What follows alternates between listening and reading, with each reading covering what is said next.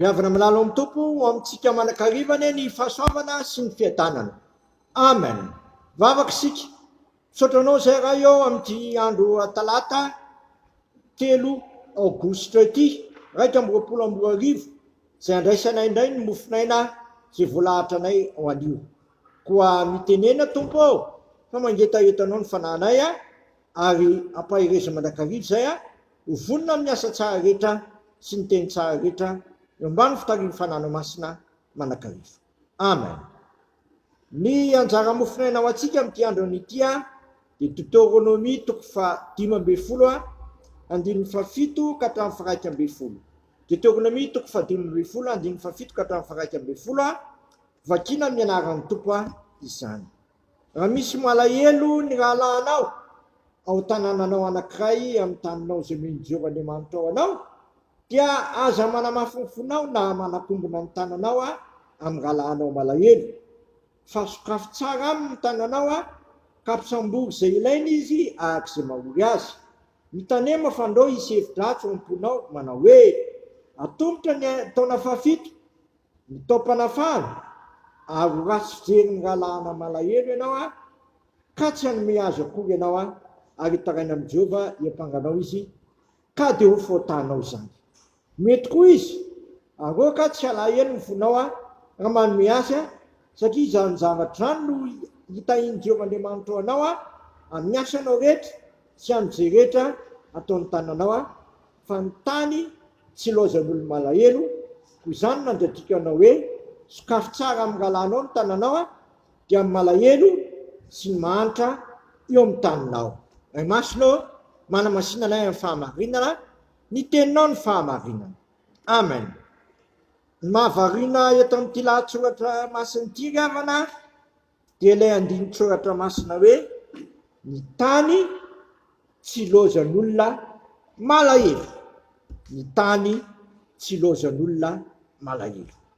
Ny olona malahelo tinam-bary eto dia ny olona trapa-fiasaranana, trapa-avoazana, raha dika amin'ny teny hafa koa dia ny olona sahirana, ny olona tsy afaka miay ny tenany fa tsy maintsy tady olona hafa izy hiazy na notrona azy na nampy azy vao afaka mahavelo teny izy.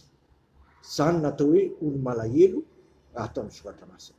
Ny tany dia tsy lozan'ny olona tahaka izany fa misy manakariva izany. Jesosy efa ny tenan'io rehefa manositra menaka-manitra azy ny olona anankiray dia tesitra le olona.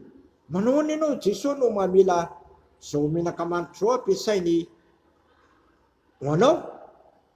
Maninona raha amidy zao menaka-manitra zao dia karakara malahelo? Dia hozy izy Jesosy, ny malahelo dia eo aminareo manakarivo.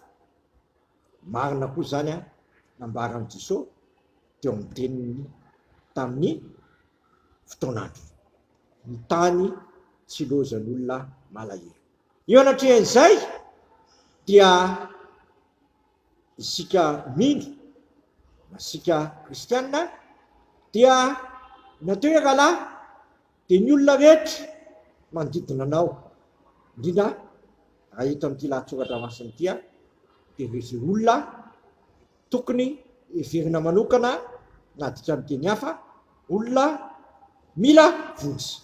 Eto dia ambaran'ny soratra masina tsara fa raha manao an'izany ianao dia lazaina fa hotahin'i Jehova ianao, hotahin'i Jehovahandriamanitra ao anao amin'ny asanao rehetra sy amin'izay rehetra ataon'ny tananao. Raha nihevitra n'ireny olo ireny ianao dia hotahin'i Jehova amin'ny asa ataonao sy izay ataon'ny tananao.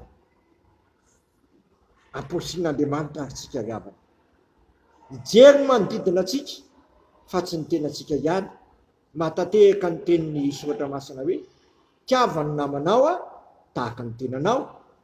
Raha dika amin'ny teny hafa koa hoe hevero ny hafa fa tsy ny tenanao ihany. Namana natao hoe hafa, izay akoatra ny tenanao dia namana avokoa. Ny olona mifaneraseranao ny olona akaiky anao, ny olona mpiray tanindrazana anao, mpiray mpiara-miasa aminao, ny mpiray finoana aminao, sy izay rehetra mifanerasera dia namana avokoa. Reny rehetra reny na misy olona malahelo dia didiny soratra masina anao didiny mihitsy hoe ampisambory izy na koa hoe sokafy tsara amin'ny tananao. Eo ny 9 kanefa ampitandriny soratra masina eto, so efa akaiky ny antsoina hoe taom-panafahana na ny jobily, zay olona manana trosa rehetra dia avotsina avokoa ny trosa zay anam'izany olona ananana trosa zany.